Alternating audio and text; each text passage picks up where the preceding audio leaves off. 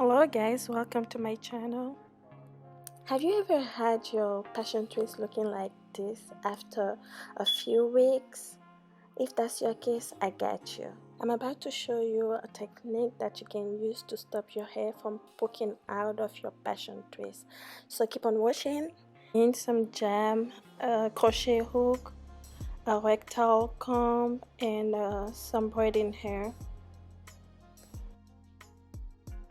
Once I section her natural hair, I twist it, but since I need a strong base, I use the 3-strength method at the root before twisting it.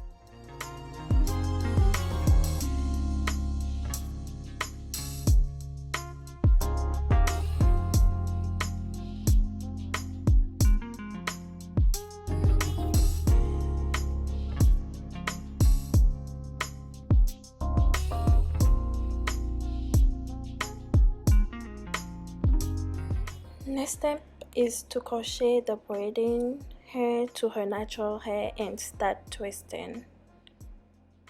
You can see what I'm doing actually.